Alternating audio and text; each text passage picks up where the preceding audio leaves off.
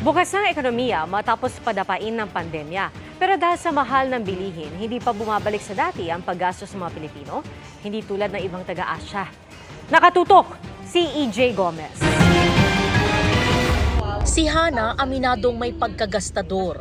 Travel dito, travel doon. Noon yon, iba na raw sa ngayon.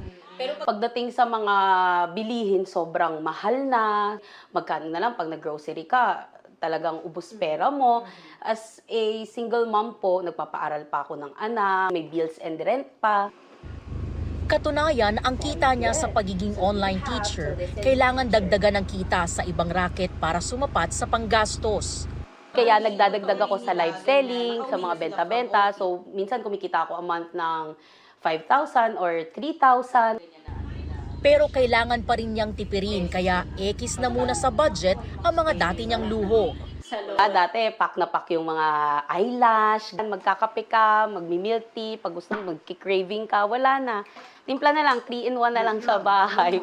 Isa lang si Hana sa maraming Pilipino na nag-a-adjust ng mga napagagastusan at sumasalamin sa report ng Moody's Analytics na may epekto ang inflation sa pagbawi sana sa epekto naman noon ng pandemya sa Asia Pacific.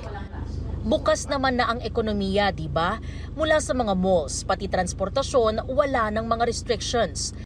Pero ayon sa Moody's, wala pa ring big shift o pagbabalik sa dating sigla ng paggastos ng mga Pilipino. Sa katunayan, Pilipinas daw ang isa sa mga bansa sa Asia na hindi pa bumabalik sa pre-pandemic level ang paggastos ng mga tao sa mga serbisyo.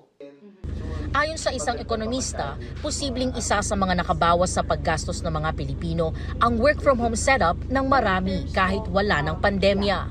Nabawasan yung mga taong lumalabas in a given day. Yung mga namamasahe, nagbabayad sa mga pamasahe, iba-ibang mga mode of transport, no? Ano yan, di ba? Bus, jeep, train, and tricycle, etc. Mga motor, yung mga TBNS, taxi. So, nabawasan yun, no? Tapos, ano rin, yung siyempre, pag nasa labas sila, kakain sila sa labas, mamimili sila. At yung iba pang gastusin, no? Yun ang nakabawas din.